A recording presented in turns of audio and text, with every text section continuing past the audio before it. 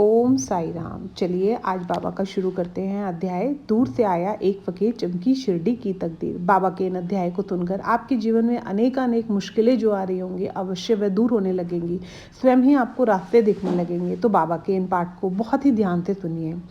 सज्जन श्रद्धालु भाइयों, महाराष्ट्र में बहुत तीर्थ धाम है, उनमें शिरडी मशहूर है। संत श्री साईं बाबा जी के रहने से पवित्र हुआ ये जिला अहमदानगर के तहसील कोपरगांव में है।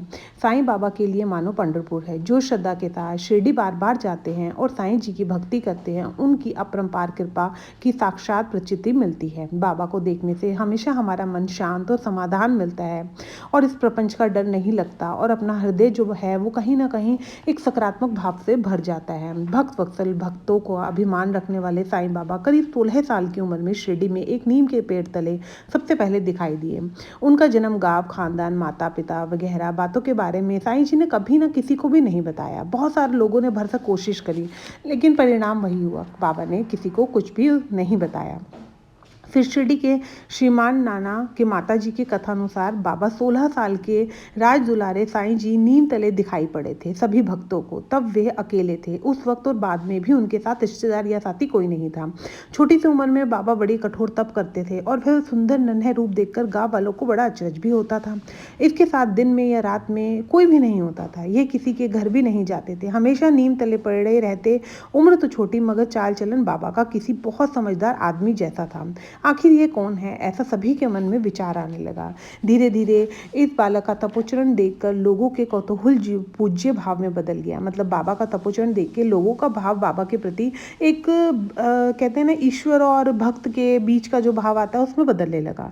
वे उन्हें वंदना करते मगर उनके सवालों का कोई जवाब नहीं मिलता था। फिर एक दिन अजीब तरीके से ये बात खुलकर 2-4 लोगों के पर श्री खंडोबा देव की सवारी आ गई। बाबा की शिरडी में श्री खंडोबा जी का मतलब बहुत नाम है, उन्हें बहुत पूज्य जाता था। बाबा आज भी पूजा जाता है उनको।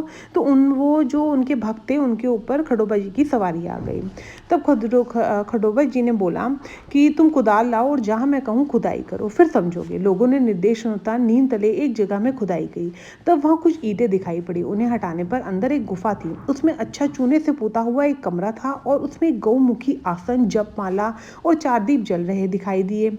ये सब देखने वाले अचंभे में पड़ गए और उसी वक्त श्री खंडोबा देव से मालूम हुआ कि यह बालक 12 साल तक यहाँ तपोचरण करता था।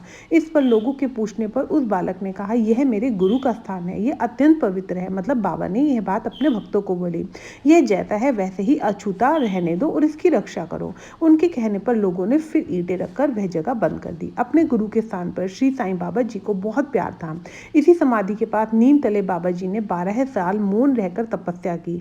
साईं जी का गुरु स्थान जानकर लोग आज भी वहाँ वंदना करते हैं। आगे चलकर साटे साहेब नाम के एक भक्त ने बाबा का वहाँ पे जमीन खरीदकर एक बहुत बड़े भवन का निर्माण किया, जिसे आज हम जाकर शिरडी में अनेक भक्त बाबा से मिलकर आते हैं और अपने मन की इच्छा बाबा के आगे रखते हैं। देखिए, सच्चे चरित्र को सुनना ही एक बहुत बड़ा आपका एक कहते हैं ना, पूर्व जन्म का कोई ऐसा फल होगा जिससे आप इस सच्चा चरित्र सुनने का मौका मिलता है। और बाबा सच्चा चरित्र सुनाते सुनाते आपके जीवन की ना, मतलब जब आप बाबा का सच्चा चरित्र सुनते जाएंगे, जीवन की ना जाने कितनी ही प्रॉब्लम सॉल्व होने लगेगी। लेकिन सुनने तो पूर्ण भक्ति भाव से सुने, बाबा के बारे में जानिए। बाबा कौन थे, बाबा कहाँ से आए थे और बाबा ने कैसे अपने भक्तों को अनेक प्रकार से बाबा ने अपने भक्तों की रक्षा करी।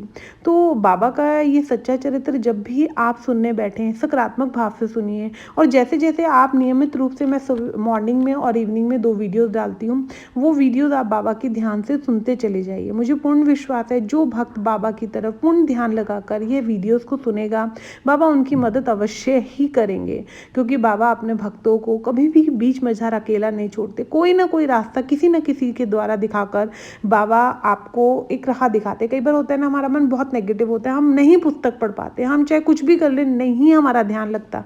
तो आप इस सच्चे चरित्र को सुनिए और शायद बाबा द्वार खोलना चाहते हैं।